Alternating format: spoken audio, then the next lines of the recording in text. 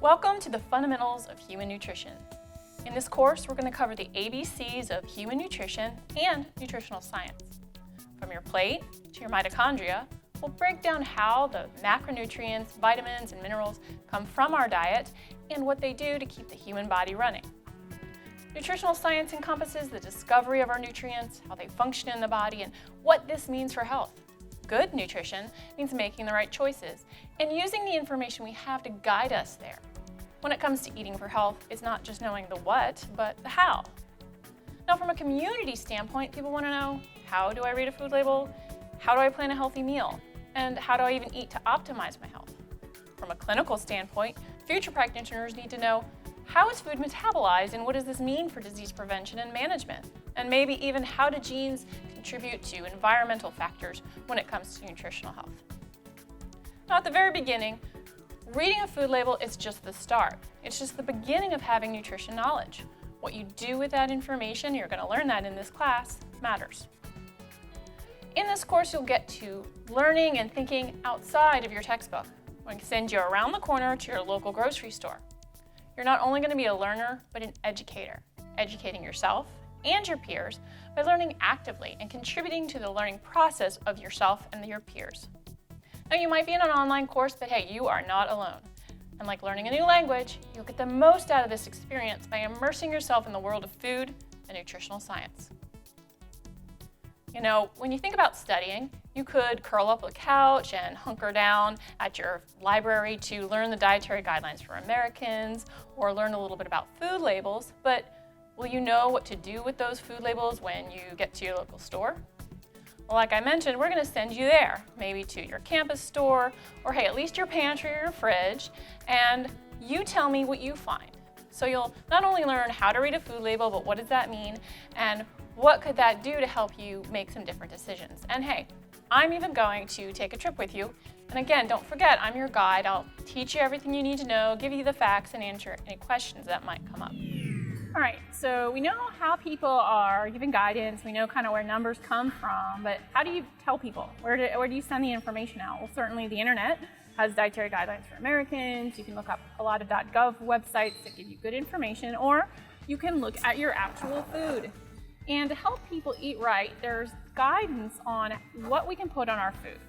And the Nutrition Labeling Act, actually established by the FDA, helps us do this and helps us know what to eat. From the nutrition facts panel to any claims that might be on your food. The mandatory information, let's see what's on here. Ooh, well, we got our nutrition facts. It tells me my serving size, servings per container. We know calories in that food, total fat, cholesterol, sodium, potassium, total carbohydrates, dietary fiber, and we see sugars. We might see some changes helping people pick better foods with less added sugar in the future.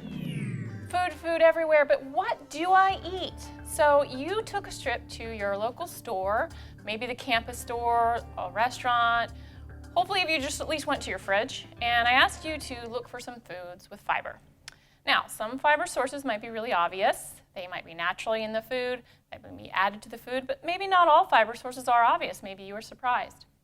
Food products and food production, we can both remove and add fiber.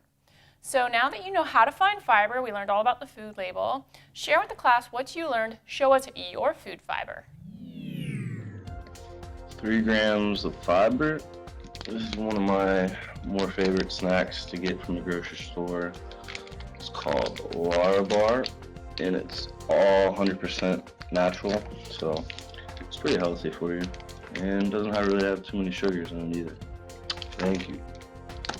Hey there, Nick. Look at what I had for a snack today. It's all gone, you can see. I love these too. I keep them in my office. So here's some more. So I know that I always have a snack if I get real hungry to keep feeding my mind and teaching all of you guys. So good choice in snacks. Well, it looks like some of you already have had some great sources of fiber. You know, in Larabars, for example, dates, fruits, other vegetables, whole grains, and some of the other products you shared, they are fiber powerhouses. Now, those of you that are in this class, you may already think nutrition's awesome. Maybe you already know a lot about nutrition, but not everybody gets an opportunity to take a nutrition course. Now, my grandmother always said to cover my plate in a rainbow of food, and No, she was not talking about Skittles or M&Ms, like natural colors of food. She was just really talking about eating a variety of healthy foods, fruits, and vegetables. And these days in My Plate, you actually see color guidelines. They tell you to eat more orange fruits or green vegetables. Why? Well, behind those colors are the vitamins and minerals. Their chemical structure does actually contribute to the pigments we see in our food. From carrots to kale, our food colors dictate nutrition. Have you ever noticed, for example, when your urine was particularly yellow but you were really well hydrated?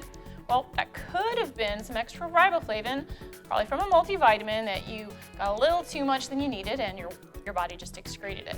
So there is a lot of truth to eating a rainbow of food. Now, in nutritional science and clinical nutrition, sort of the research and then the implementation of nutrition and disease, having answers means you have to start out and go looking for them.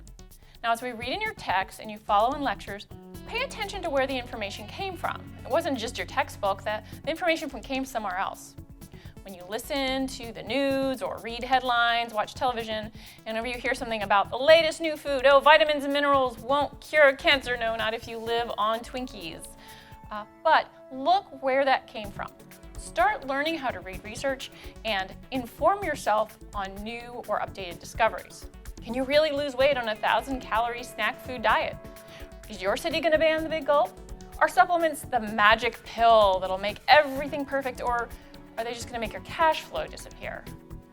Are food deserts stranding us in a wasteland of poor food options? Read between the headlines. Learn to read the journal article, and sometimes they're hard to find. Discover the science behind the catchphrase.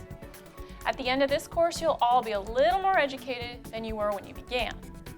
But what about your peers outside of class? What about everyone else? Research indicates that even at the elementary school level, a little education can go a long way. Hey class, in an abstract published in the FASB journal, researchers studied the impact of incorporating nutrition and exercise education into the elementary school classroom. Read this abstract by Melhorn and colleagues and tell me what you think. What did you know before you started this class, before you came to college? Did you learn about nutrition in school? Would your fellow classmates benefit from a general nutrition course in their freshman year as they adapt to a more independent life? I think that children should know, the basics of nutrition, and if they teach that in elementary school, that's good. But a lot of people don't pay attention and they forget things over time, and they never really learn the deeper information. So I really think that in college, maybe there should be a baseline nutrition class, maybe not as in-depth and long as the one we're in right now, but there could be like a step-down class to give to freshmen, maybe that would be mandatory. That would maybe go over like the basics about things in our everyday lives, like what foods contain certain vitamins, minerals, like how much fat and calories and whatnot, and like what the daily values we need to be healthy. Awesome thoughts. I'd agree. Students could benefit from a little more nutrition education, as could the general population. In my experiences educating and working with individuals, they just want to know what they're supposed to know. And so education can go a long way. Throughout this course, we'll talk about the health implications of or bad nutrition. Now, malnutrition isn't just caused by what we eat or what we don't eat. Eat this, not that. It can be due to problems in digestion and absorption, in nutrient metabolism, even in elimination. Believe it or not, what our body excretes can tell us a lot about what we ate and our overall health, if not just our gut health. In nutrient processing and metabolism sections of this course, we'll take a closer look at how important gut health really is and how it all works, and hopefully that's something any gastroenterologist would agree with me on. As you move through this class, there's going to be a lot of new information for many of you. As a basic science course, basically the start of biochemistry, this may be more hard science than you've ever had. Now, don't let the details overwhelm you. Think about how this creates a bigger picture. For example, they say you are what you eat. Well, actually, you're really what you metabolize, because if it didn't get in you, it's not really helping necessarily. Fiber does. Metabolism is at the surface, very basically, what goes in and what goes out.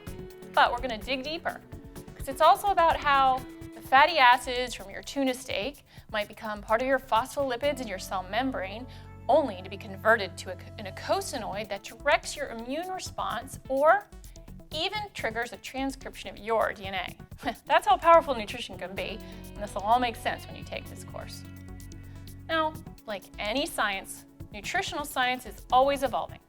As researchers learn more, and as epidemiologists track long-term effects of our food and dietary patterns. As clinicians assess patient outcomes, we'll still continue to learn more about what food means in health. You'll learn a little bit about the biochemistry of food and how these two relate together. What happens if someone does have impaired glucose or insulin response? What is it about cholesterol that does the body good or bad? Cholesterol does have a function, by the way, and good cholesterol versus bad cholesterol, that's one misconception I'm going to clarify. In food, and in you, cholesterol is a lipid. It's one of many. A complex molecule with an important function. Now, yes, too much cholesterol in your body can impact heart health, but it's not just because you ate too many eggs. Your full lipid profile, this is your cholesterol, lipoproteins, triglycerides, and fatty acids, this all is correlated to heart health. And those HDLs and LDLs, you might think healthy, lethal, they're actually standing for lipoproteins. Lipoproteins carry cholesterol in your body, moving that sterol from your liver to your cell and back again. Don't worry about all that information. By the end of this course, you'll have a better understanding about these complex processes, as well as the basics of fat and food, like where does cholesterol come from anyway? This is Christina on the corner, and we are filming live here on campus to see if students know their nutrition knowledge. So let's go, let's find some more students. An advisory board recently recommended that cholesterol limits be removed from the dietary guidelines for Americans, as research shows that it does not contribute to blood cholesterol in most people. Which of the following has cholesterol? Is it A, avocado, B, skim milk, C, coconut oil, or D, margarine? I'm gonna go with margarine. I'm gonna say margarine. Avocado, skim milk, coconut oil, or margarine? Is that your final answer? No, I'm gonna change it to A, final answer. Milk? You're right! Only animal products contain cholesterol. Good job! You win $1! Woohoo! As nutritional scientists better understand the biochemistry of our food and our bodies, we might see changes on how we guide populations to eat well.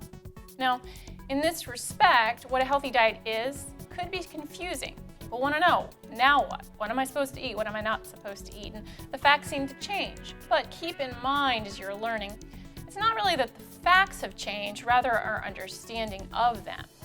Also, we learn more as diets change across the nation and across the globe. Now, it's going to be my job to teach you what we know now and keep you aware of any emerging knowledge. Your job in this course is to learn, obviously, but also be an active member of this class and hopefully get the most you can out of the experience. For example, in our diet analysis project, you're going to look at your diet and share what you found with your classmates. Hey everybody, in this module we learned about lipids in the diet and the body. So hopefully you've done your diet analysis already. Go check it out. Take a look at diet and the lipids you ate. See what kind of fats you ate. Where'd they come from? Based on your reports, are you getting enough essential fatty acids from your food? For example, I tend to eat similar to the Mediterranean diet. We talked a little bit about what that was, and it incorporates a lot of fruits and vegetables, fish, nuts, and seeds, and healthy oils.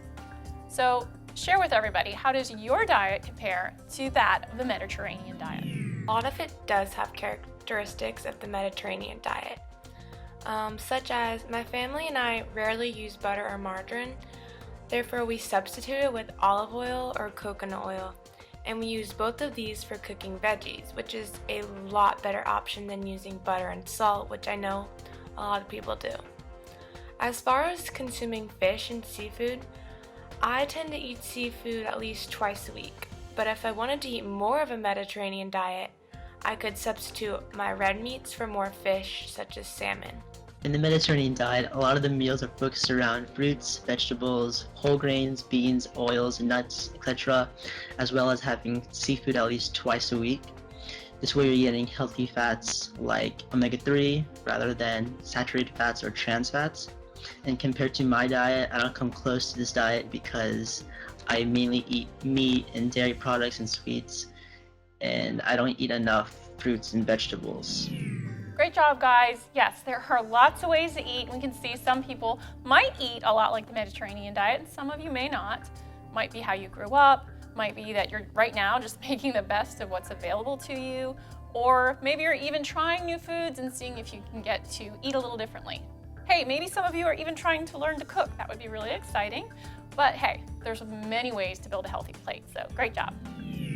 All right, the other side of this whole nutrition equation that we were talking about throughout the semester is not just the food, but why we're fueling up, what we're fueling up with, and what are we fueling up to do, okay? So ultimately, as we get deep again, it's the ATP that keeps us growing, living, and moving. Now the macronutrients and the micronutrients, your vitamins, minerals, carbs, proteins, fat, they all play a part in these processes. Now we do consider carbohydrates and fats as the major dietary sources of energy, but they need that support system of all the other nutrients. When it comes to storing and releasing energy, there's many energy systems we'll discuss and how they work to accomplish different types of activity, from keeping our heart beating to making that winning jump shot. At the end of this course, we'll review the processes of metabolism and energy production, and we'll see how all of this impacts body composition, energy expenditure, as well as looking at the relationship between food, exercise, fitness, and health. Are you eating to fuel your workout, or are you eating to manage your weight? How does food play a role in health and fitness, and how does fitness play a role into food and health? Now here too, we can think about the science of exercise. So not just, oh, go to the gym, but what's the science behind that? Just like healthy eating, there's variation in what fitness looks like. So we'll start off that conversation by defining the basics of what fitness is. So what is fitness anyway? What is it doing to the muscles? As we're lifting and as we're working those muscles, you're actually tearing muscle tissue, which will then heal itself and be built up stronger. And you don't need fancy equipment. You can certainly go to the gym, but you could do home exercises with body weights or invest in one weight or two in the comfort of your own home. Now here, on the main campus of the University of Florida, you might find the average student moves more than students at a smaller college or a compact campus. And research does indicate that it's not just how active we are at one given time, did you push it real hard at the gym, but it's about reducing sedentary time. How much time afterwards did you spend sitting? Now, with modern technology and changing environments, many of us do sit far more than our predecessors. And overnutrition and underactivity certainly compound one another and are both correlated to increased disease risk and the rise of obesity in our world. Today we see this strange contradiction of being overfed and undernourished. And this is an area of interest to epidemiologists, clinicians, behaviorists, and even geneticists. Now in our exercise and nutrition sections, we'll look at energy balance all the way down to the genetic level, reviewing briefly how genetics and metabolic variation tie into your energy balance and everyone's energy balance. Hey everyone, for the fitness fans in the class, I've shared a really interesting study on the possible role of genes related to obesity, genes that are correlated to obesity risk, on body change with resistance training. So again, remember, exercise is important, but what role are genes playing? Well, briefly, in this paper by Clementis and colleagues in the International Journal of Obesity, researchers studied 21 single nucleotide polymorphisms. Now, what are those again? Those are little mutations in one part of your DNA that lead to slightly different products. These 21 SNPs were known to be associated with energy balance and body composition. Now, in this study, go check it out, they reported that individuals with higher genetic risk score, more of those SNPs, actually had significantly different changes in their body composition while they were working out, while they were engaging in a year of resistance training. So read the brief article and just skim through it if you haven't read a lot. It's a heavier article. Tell me what you think these findings might tell us. Now, keep in mind in the results, everyone that exercised did see benefits. It's still a good thing. But how could something like a single base pair mutation impact what type of recommendations we give for exercise and how we think about managing energy balance and health globally? Did the findings make you feel differently about how people are trying to get healthier, what impacts of exercise or nutrition might do? How might this also even affect chronic disease? I found this study very interesting and enlightening.